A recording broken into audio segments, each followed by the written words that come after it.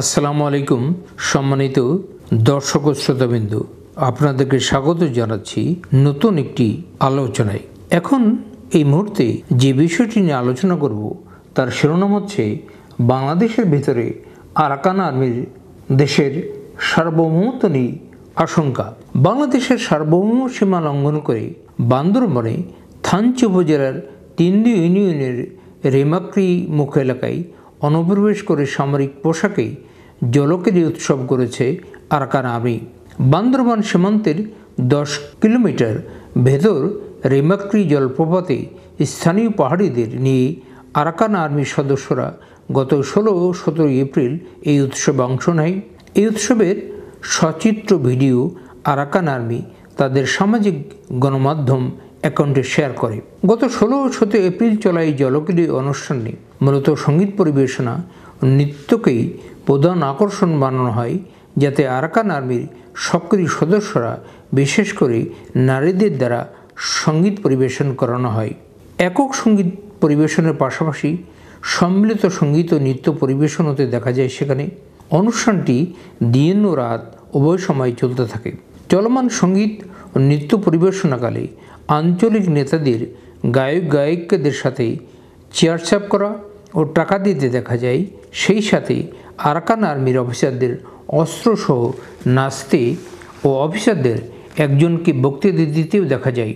Arakan army প্রকাশিত video চিত্রে Burmese ভাষায় দেওয়া একাধিক বক্তব্যে তাদের সামরিক ও রাজনৈতিক অভিপ্রায় অত্যন্ত স্পষ্টভাবে প্রতিফলিত হতে দেখা যায়। স্থানীয়দের ধারণা, এই ধরনের বক্তব্যের মাধ্যমে দুটি বিষয় অত্যন্ত স্পষ্টভাবে উঠে এসেছে। প্রথমত, আরাকান আর্মি এখন পার্বত্য চট্টগ্রামের পাহাড়ি জনগোষ্ঠীর একাংশের কাছে তথাকথিত মুক্তির প্রতীক হিসেবে প্রতিষ্ঠিত পেতে শুরু করেছে।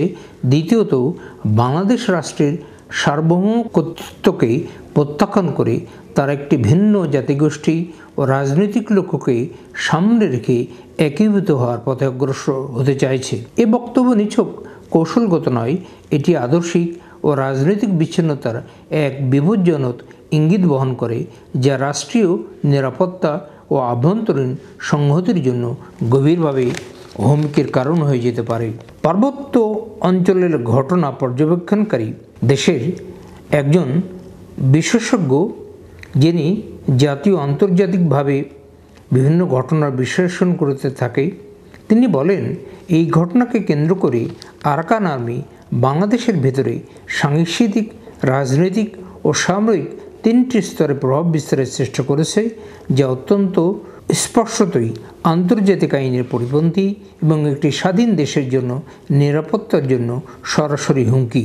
একটি স্বাধীন রাষ্ট্রের ভূখণ্ডে বিদেশি সশস্ত্র গোষ্ঠীর অস্ত্র, পতাকা ও পোশাক পরিহিত অবস্থায় প্রকাশ্য মঞ্চ ওঠে এবং স্থানীয় নেতৃত্বের উপস্থিতিতে অনুষ্ঠান পরিচালনা করা শুধু কৌশলগত বিপর্যয় নয়, বরং রাষ্ট্রীয় কর্তৃত্বের প্রকাশ্যে অবমাননা এবং আরাকান আর্মির সাথে স্থানীয় প্রশাসনের প্রকাশ্যে আঘাত প্রকাশ করে। ওই ঘটনার ভিডিও প্রকাশ করেছে আরাকান আর্মি।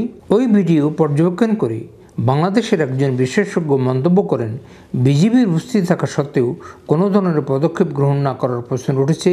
নিষ্ক্রিয়তা কি বাস্তবিক সামর্থ্যহীনতার নাকি নীতিগত নির্দেশনার অভাব? আরাকান আর্মির প্রত্যক্ষ মদদেই ঘটা অনুষ্ঠানে বিজিবিকে অসহায় দর্শকের মতো দেখা গেছে।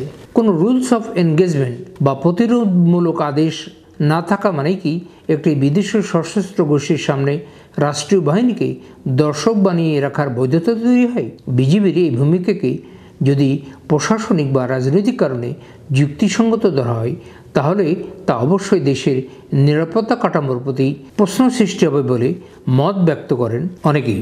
এই পর্যবেক্ষক আরও উল্লেখ করেন যে ভিডিওতে স্পষ্ট হয় যে 2025 সালের রেমাক্রি উৎসব প্রতীকী নয়, সরাসরি সামরিক ও রাজনৈতিক দখল ঘোষণার মঞ্চে পরিণত হয়, যেখানে মারমা অন্যান্য সম্প্রদায়ের অংশগ্রহণ আরাকান আর্মির প্রতি শুধু আনুগত্য নয়, বরং বাংলাদেশ রাষ্ট্রের প্রতি বিশ্বাসঘাতকতার প্রকাশ। তাদের আচরণে স্পষ্ট দীর্ঘদিন ধরে এই অঞ্চলে গোপনে পরিচালিত হয়েছে প্রশিক্ষণ, অস্ত্র সরবরাহ ও সাংগঠনিক সংহতির প্রক্রিয়া। এখন আর সন্দেহ নেই, পার্বত্য চট্টগ্রামে একটি সশস্ত্র রাষ্ট্র গঠনের প্রক্রিয়া শুরু হয়ে গেছে। এই জোট স্রেফ সাংস্কৃতিক সংযোগ নয়, বরং বাংলাদেশের অভ্যন্তরে আর একটি বিদ্রোহী ঘাঁটি তৈরির অপচেষ্টা। এটি স্পষ্ট যে অতীত যদি এখনই কঠোর পদক্ষেপ না নেওয়া হয়, তাহলে আমরা দেখতে পাব স্বাধীনতা পরবর্তী ইতিহাসের সবচেয়ে বিপজ্জনক বিচ্ছিন্নবাদ ও সশস্ত্র সংঘাত। বাংলাদেশ রাষ্ট্র হিসেবে এ অঞ্চলে রাজনৈতিক ব্যর্থতা ও প্রশাসনিক শৈথিল্যের জন্য মারাত্মক মূল্য দিতে হচ্ছে এবং তার শুরুটা আমরা রেমাকৃতি দেখে ফেলেছি। রোহিঙ্গারা তাদের প্রতি গণহত্যা, নিপীড়নের জন্য আরাকান আর্মিকে দায়ী করে।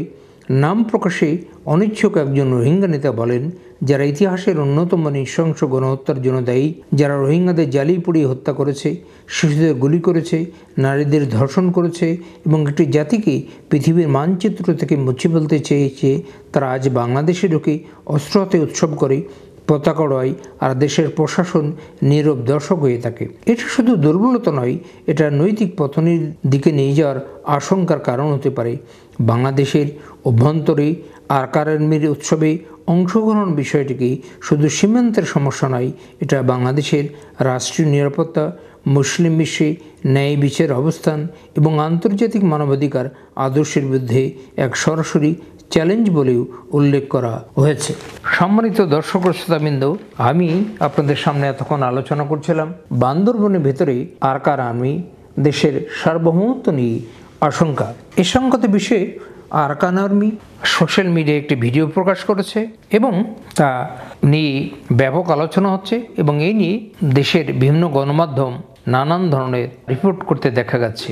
এই বিষয়ে আর বিস্তারিত না বলে দু একটি কথা বলে শেষ করব যে দীর্ঘদিন ধরেই ওই পার্বত্য চট্টগ্রাম অঞ্চল নিয়ে এটি আন্তর্জাতিক চক্র এবং মায়ানমার এবং বাংলাদেশকে ঘিরে একটি সশস্ত্র গোষ্ঠী সবসময়ই তো ওই অঞ্চলে নানান ধরনের বিশৃঙ্খলা তৈরি করে এবং আরাকান আর্মি সাম্প্রতিককালে যে বান্দরবনে ঢুকে একটি জলকেলিতে অংশগ্রহণ করলো এবং সে অনুষ্ঠানে নাচ গান করতে দেখা গেছে এবং আরাকান আর্মির সদস্যদের ওখানে বক্তৃতা দিতে দেখা গেছে। এটি একটি স্বাধীন ভূখণ্ডে কিভাবে আরাকান আর্মিরা ঢুকলো এবং অনুষ্ঠান করলো, এটা বাংলাদেশের জন্য অবশ্যই সার্বভৌমত্বের প্রশ্নে যদি আমরা চিন্তা করি তবে এটি অবশ্যই আশঙ্কার বিষয়। এখন এই বিষয়ে এখনো বিস্তারিত আমরা জানি না বিষয়টি কী হয়েছে, তা বাংলাদেশের সরকার, বিশেষ করে বাংলাদেশের সশস্ত্র বাহিনী এই বিষয়ে তারা তদন্ত করে দেখবে এবং প্রয়োজনীয় ব্যবস্থা নিতে সক্ষম হবে এই প্রত্যাশা করেই আজকে আমার আলোচনাটি এখানেই শেষ করতে চাচ্ছি। আপনাদেরকে অসংখ্য ধন্যবাদ।